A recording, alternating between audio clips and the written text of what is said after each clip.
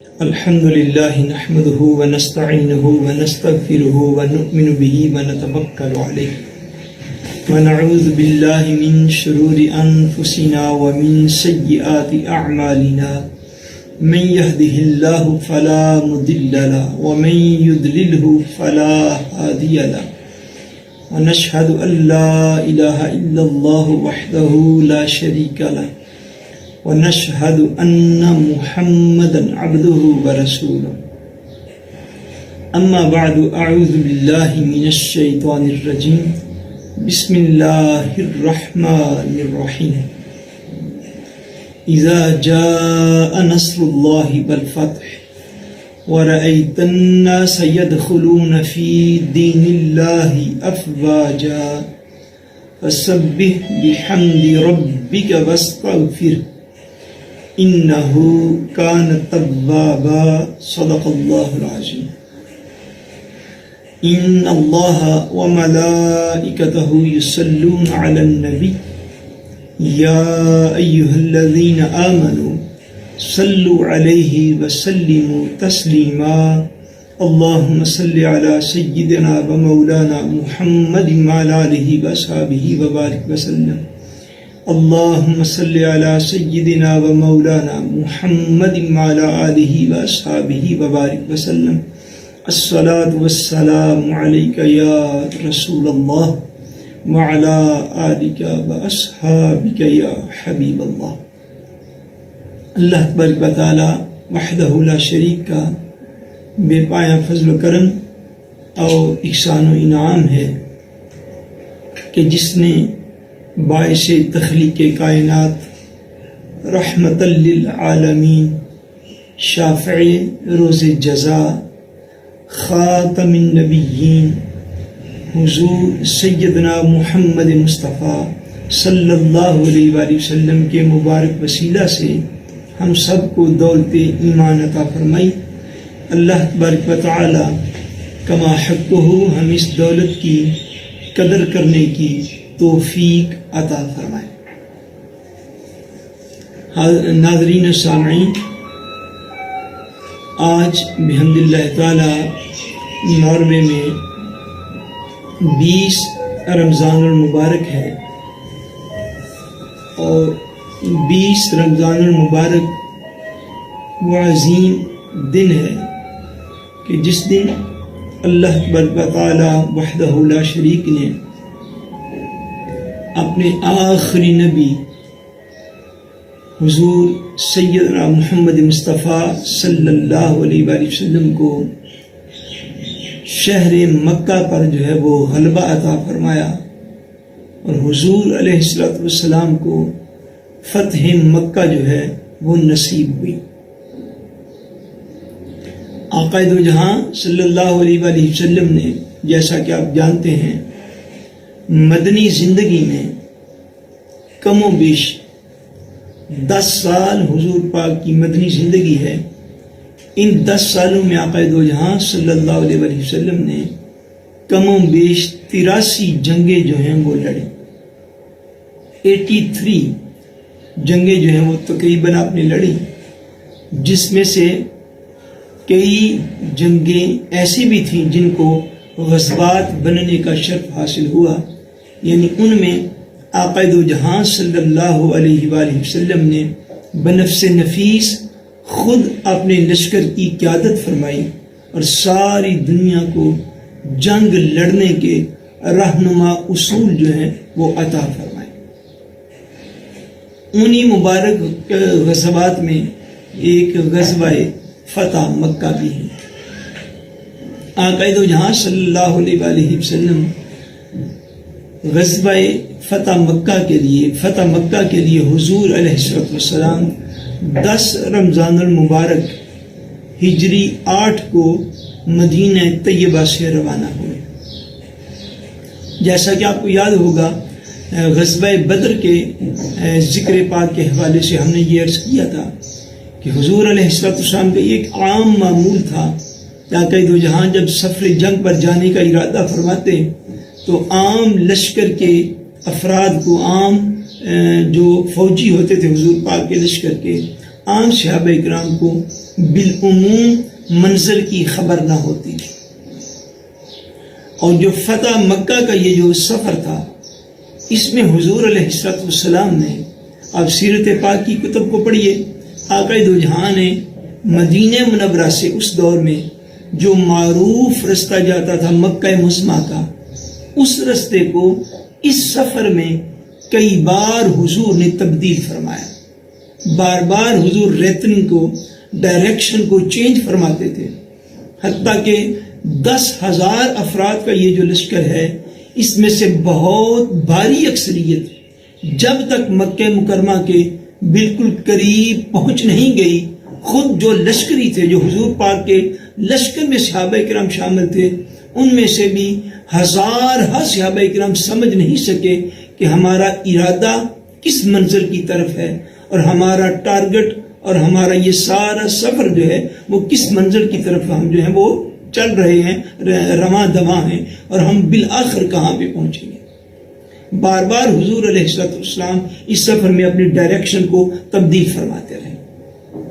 اس سفر مبارک میں کئی ایسے واقعات رونما ہوئے جو رہتی دنیا تک کے لیے، قیامت تک کے لیے، انسانیت کے لیے اور مسلمانوں کے لیے مشعل راہ ثابت ہوئے۔ ہر واقعہ کی تفصیل تو عرض جو ہے وہ نہیں کی جا سکتی وقت کے اختصار کے باعث، مگر ایک واقعہ جو تھا وہ بڑا عجیب رونما ہوا حضور علیہ السلام کے اس سفر کے دوران۔ آقا دو جہاں کا لشکر کم و بیش 10,000 افراد پر مشتمل تھا۔ لشکر میں حضور علیہ السلام گزر رہے تھے مدینہ طیبہ سے تقریباً 30 میل دور ایک مقام آتا ہے جس کو عرج کہتے ہیں۔ عرج اور طلوب کے درمیان کوئی جگہ تھی جہاں پر جب آقا دو جہاں صلی اللہ علیہ وسلم کا گزر ہوا تو حضور علیہ السلام نے دیکھا کہ وہاں پر راستے میں کسی مقام پر ایک کتیا بیٹھی ہوئی تھی۔ کتیا، اس نے نئے بچے جو ہیں وہ دیے تھے، اور اس کے بچے اپنی ماں کا یعنی اس کتیا کا دودھ جو ہے وہ پی رہے تھے۔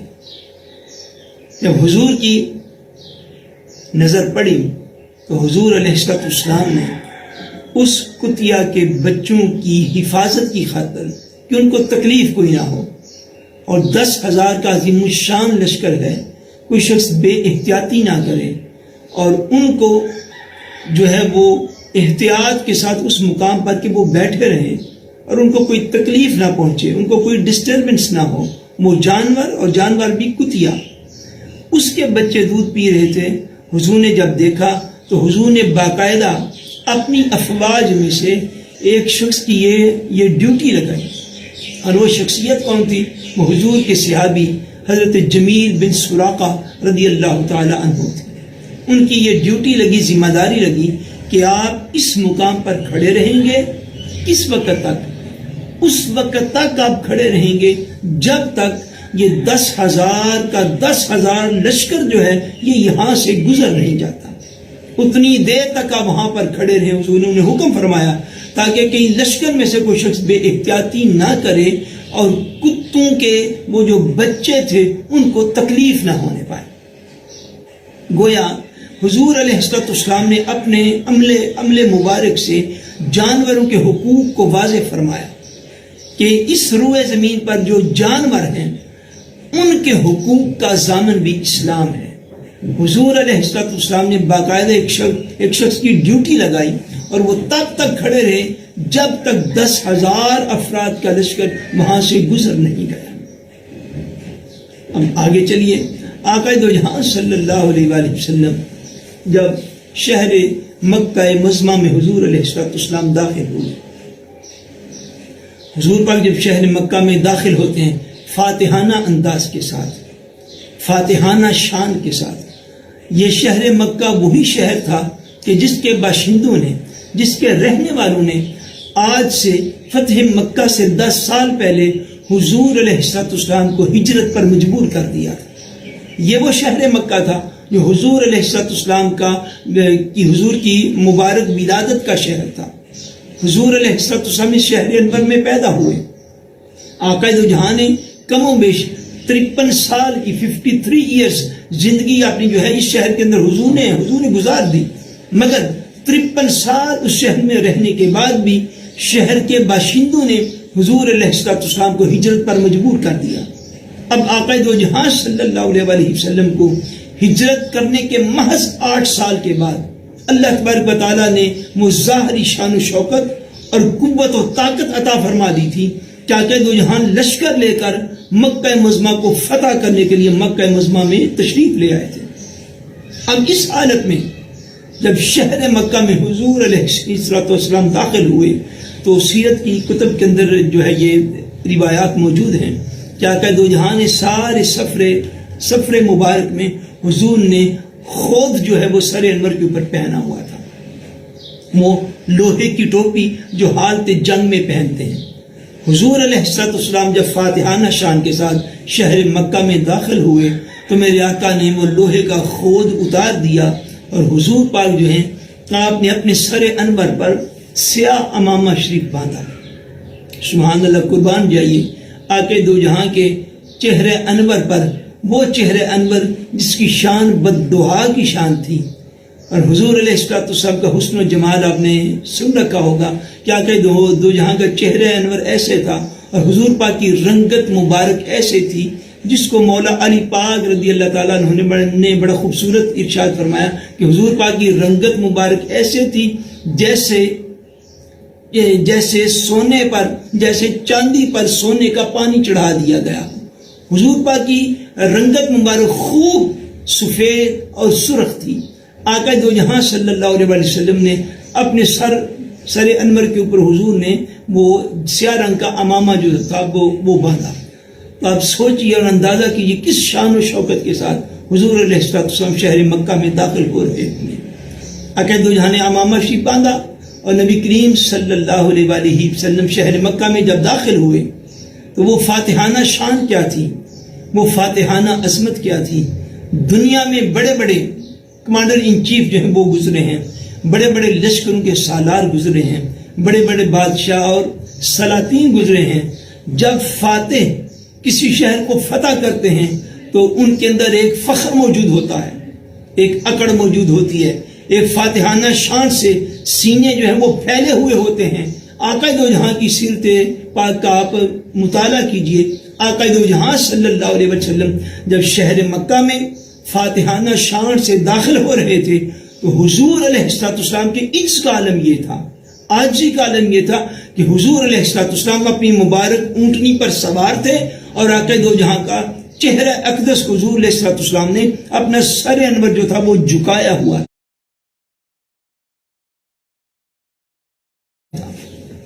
اور صحابہ ارشاد فرماتے ہیں حضور علیہ السلام نے اپنا سر انور اتنا جھکایا ہوا تھا کہ سواری کا جو کجاوا ہوتا ہے اس کجاوے کے ساتھ آقا دو جہاں کا سر انور جو ہے گویا کہ بار بار ٹکرا رہا تھا، اس کے بالکل قریب ہو جاتا تھا۔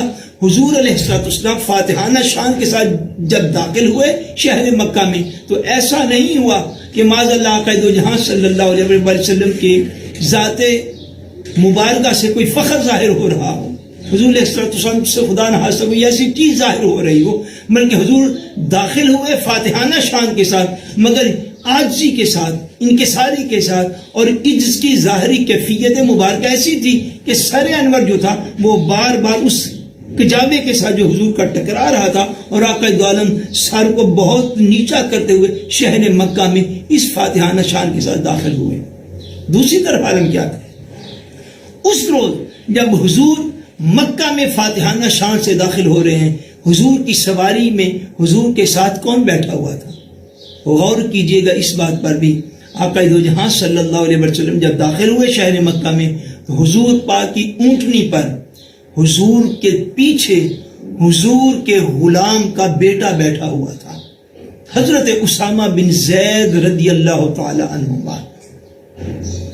حضرت زید حضور علیہ السلام کے غلام تھے، ان کے صاحبزادے حضرت اسامہ بن زید رضی اللہ تعالی عنہما، حضور نے ان کو یہ شرف بخشا کہ آقا دو جہاں جب فاتحانہ شان سے مکہ معظمہ میں داخل ہوئے تو اپنی سواری پر اس صحابی کو بیٹھنے کا شرف عطا فرمایا جو کہ حضور کے غلام کے بیٹے تھے. گویا آقا دو جہاں اپنے عمل سے ساری کائنات کو یہ دکھلا رہے ہیں اسلام کسی ایک خاندان کا دین نہیں ہے، اسلام کسی ایک قبیلے کا دین نہیں ہے، اسلام کسی ایک خاص کلچر کا دین نہیں ہے، بلکہ اسلام وہ ہے. آقا دو جہاں جب مدینہ سے چلتے ہیں تو رستے میں جانوروں کے حقوق واضح کرتے ہوئے مکہ میں داخل ہوتے ہیں، اور جب مکہ میں داخل ہوتے ہیں تو اپنی سواری کے پیچھے بٹھاتے اس کو ہیں جو حضور کے غلام کا بیٹا ہے، تاکہ ساری کائنات کو پتہ چل جائے کہ غلامی میں ہونا جو ہے یہ ایک الگ میٹر ہے، مگر اسلام جو ہے وہ دنیا میں غلاموں کے حقوق کا بھی تحفظ کرنے والا ہے.